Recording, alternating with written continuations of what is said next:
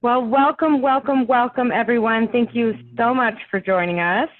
We have a lot to cover today, and we are going to go behind the scenes, real practical tips and actual guidance that we give our clients about parental input and what that means right now during school closures and for after when we get back to going to school. So we highly encourage you to take notes, reach out with questions, and with that, let's get started. My name is Sabrina Shafer. As I mentioned, I am a special education attorney. I have quite an extensive background in behavioral analysis and psychology, working with families, organizations such as Amita, and legislators on special needs and special education policies and rights. And with me, I have Ms. Judy Ruffulo. Hi, everyone. I'm Judy Ruffulo.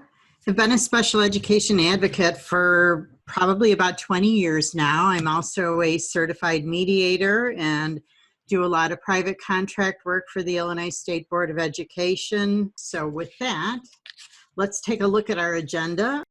We're going to talk about why parent input is just so critical to your child's success and how using data can make an even stronger impact for you.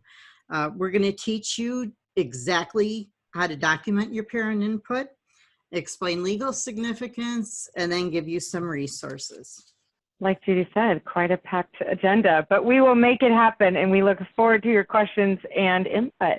So with that, let's start with an overview. What is parent input? It's one of the most powerful tools available to parents. It really, really is. And effectively, you're creating a record, an evidentiary record around these core things. 1, your child's needs. 2, your child's strengths. 3, your top concerns.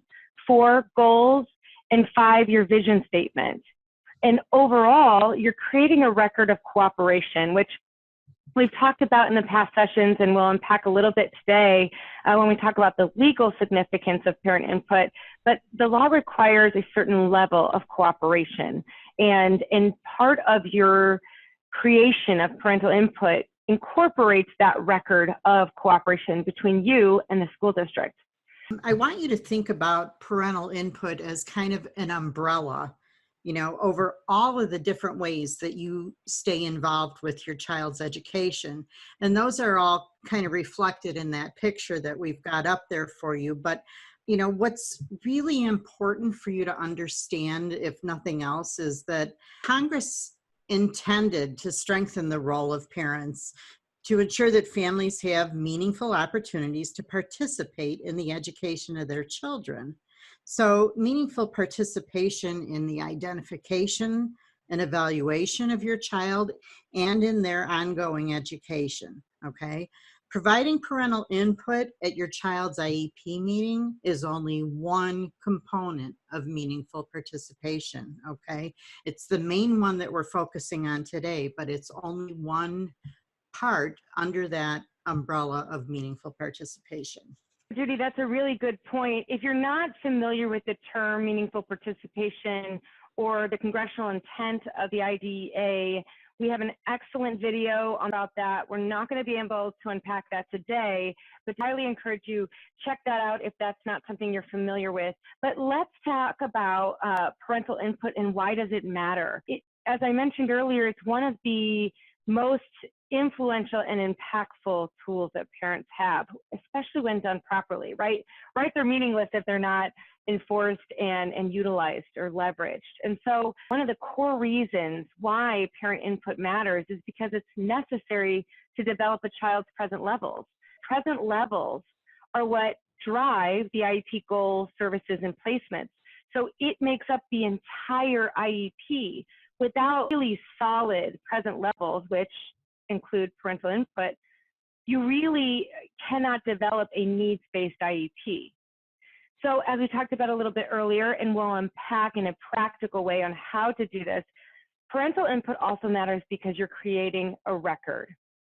And we'll talk about how you create that record in just a moment, but it's important that you understand that you're creating a record because you're keeping track of the different types of concerns, strengths, growth, or lack thereof that your child is experiencing. And as an equal member of the IEP team, that input is crucial. We've also found that your concerns, your input are far more likely to be considered when documented. And that might be in the immediate context of working with your school district, but also further dispute resolution, such as mediation or even going to due process.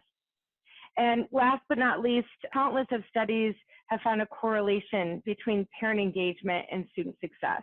So parent input matters for so many reasons, and it's important that we get it right.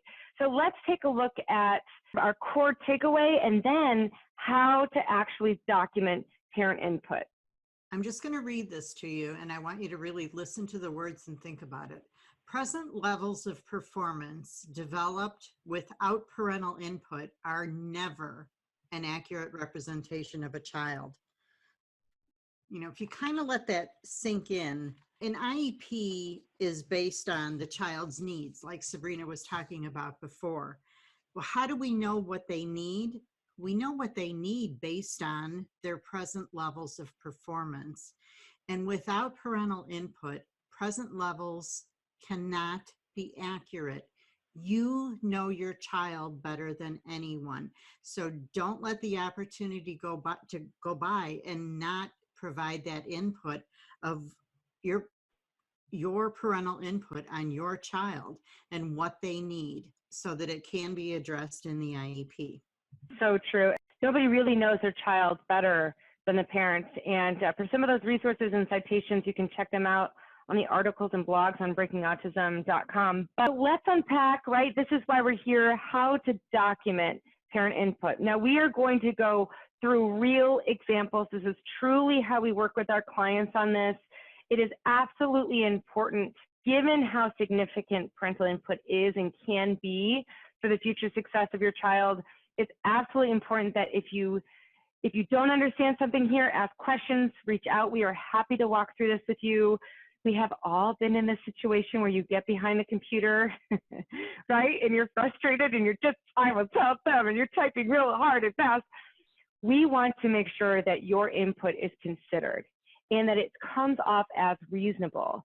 And frankly, get your child the most appropriate education that they need, right? Based on their unique needs. So with that, how you do that is you write with the intent to create a record. Yes, you can write notes and input when you're frustrated. No, you should not send them. And we'll talk about why, and we'll talk about how to use that information. I'm not saying you shouldn't use that information, that's still data, but we want to make sure that you're coming off factual, right? That you're coming out clear, concise, and reasonable. But you also don't want to write something that's not going to be read.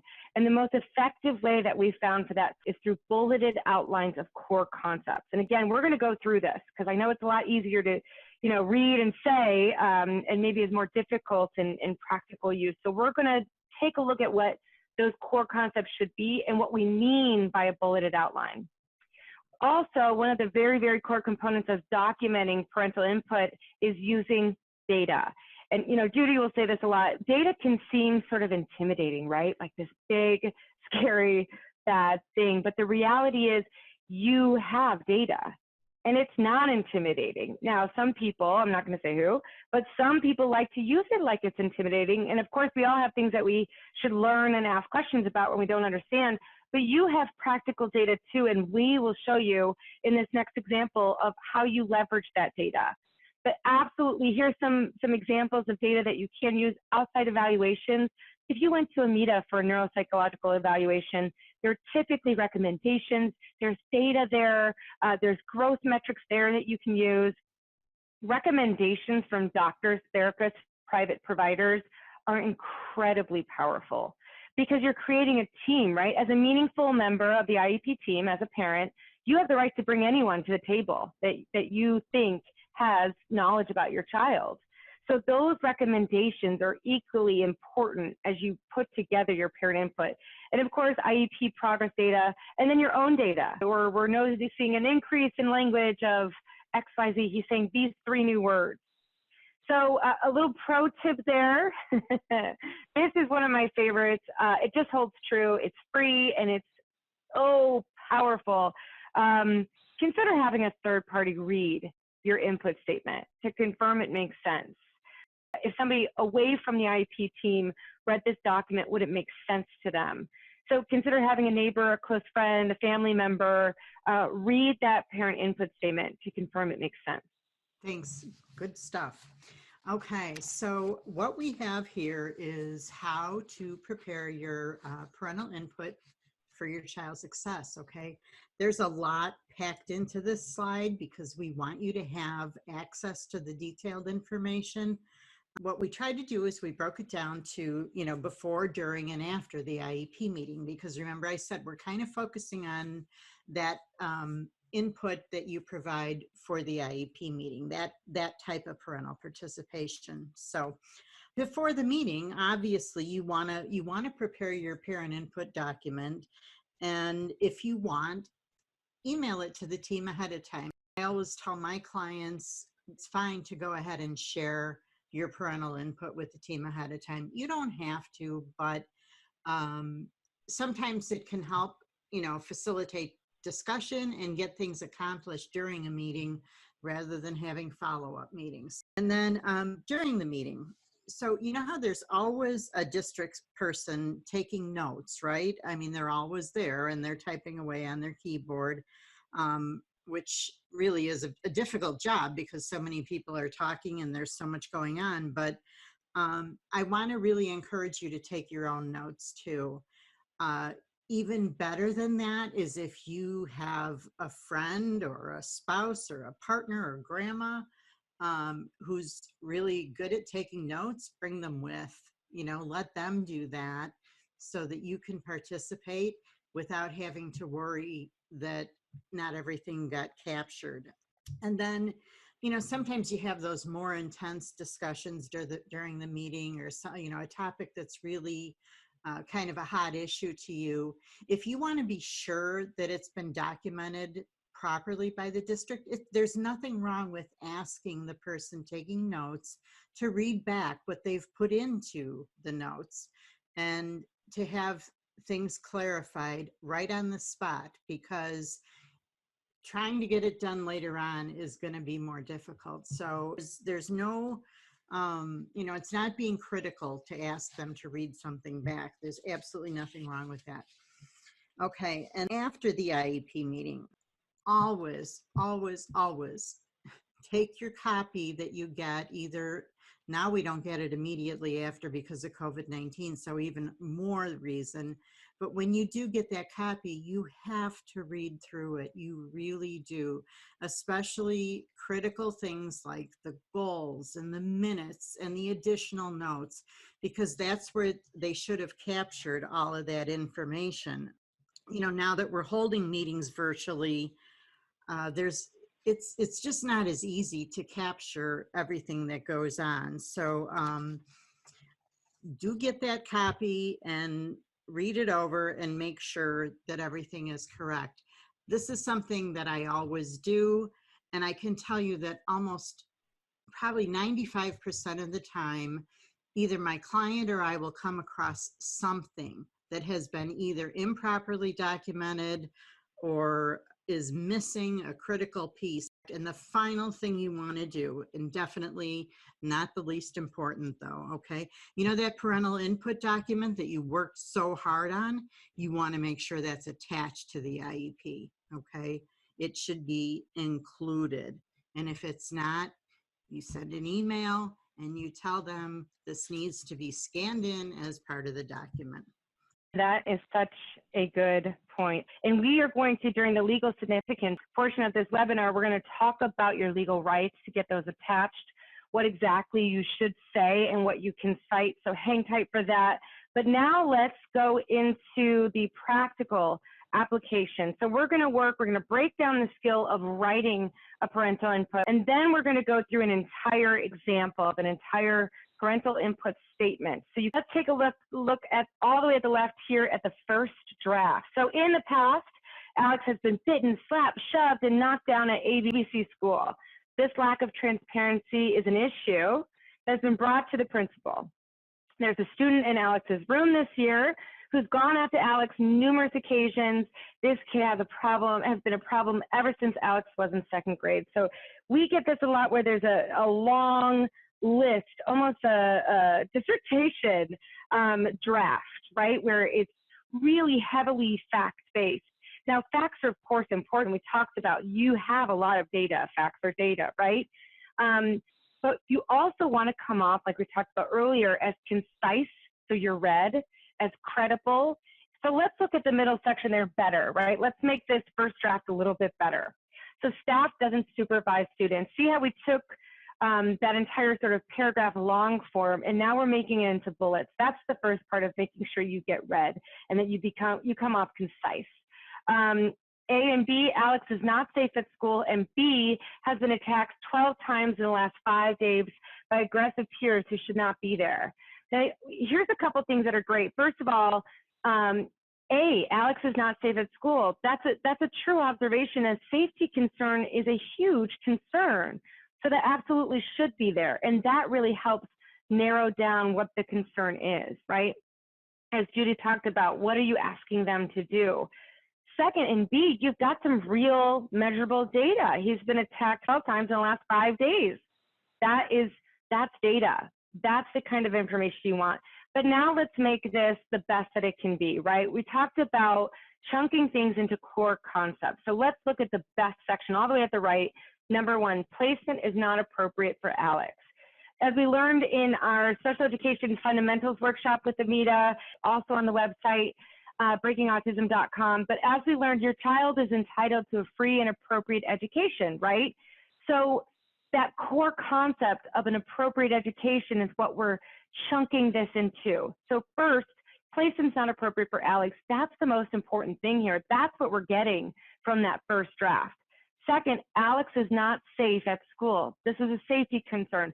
We want to keep that in there because that's a legitimate concern. B, or third there listed, and Alex has been attacked 12 times in the last 5 days by peers. So we keep in the data, but we take out the description, right? It's not on us to diagnose whether these peers were aggressive or not, or whether they should be there or not. Our job is to come in factual, right? And to focus specifically on Alex, our input around Alex and Alex's needs.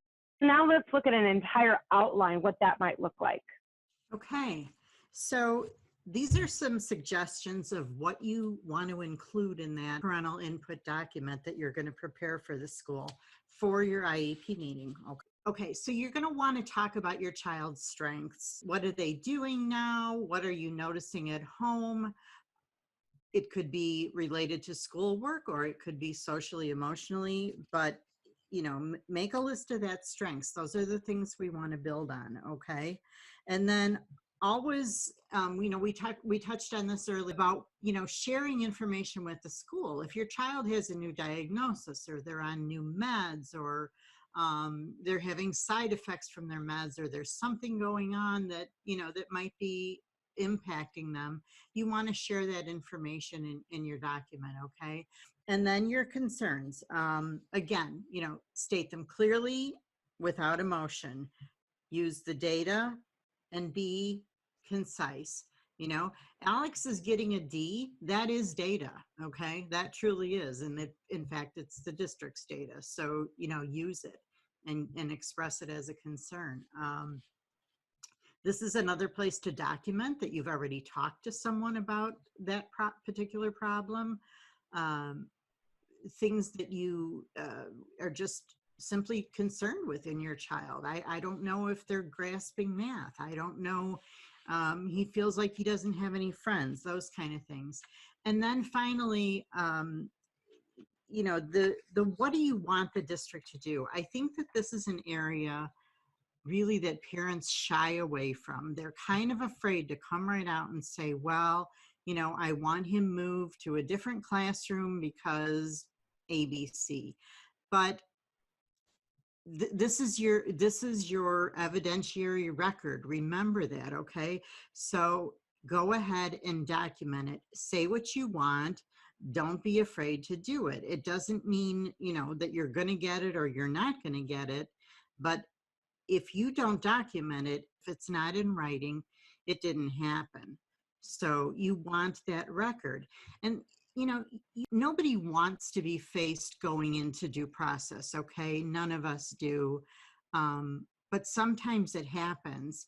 And what you don't want to happen is you don't want to find yourself there wishing that you actually had some evidence of how many times you talk to them about your child's difficulties with reading or with anything else. You always should conduct yourself with your child's IEP as if someday you're going to go to due process. You know, I just can't stress that enough. You want that evidentiary record, okay? So, so true. So let's conclude here with our last piece of today's webinar, and that is the legal significance. I get this a lot. What do I do if the school refuses to attach my parental input? Let's talk about what the findings and purpose of the IDEA says, and you'll see this is very important. I've highlighted some areas there. It says parents are free to provide input into their child's IEP through a written report if they, the parents, so choose. It doesn't say that they may attach it to the child's record. It says into their child's IEP through a written report if they, not the district, if the parents so choose. So any district policy barring parent IEP attachments is not consistent with the intent or the letter of the law. That is so important. That is absolutely so important. I know we are just at the end of our webinar today, and there are tons of questions flowing in. Let's go through a couple of resources that were mentioned today. You can go onto the Breaking Autism YouTube channel, absolutely subscribe there to stay updated on the latest videos. Also at breakingautism.com, you've got a bunch of sample letters on how to request student records, how to request an evaluation for special education, a lot of presentations and free workshops there, as well as these videos. As I mentioned, if you have any questions that came up today, this is our contact information. You can see Judy Ruffulo is jruffulo@breakingautism.com. My name is Sabrina Shafer, sshafer@breakingautism.com. And find us on YouTube. We're also on Twitter and Facebook. Thank you so much, and happy advocating.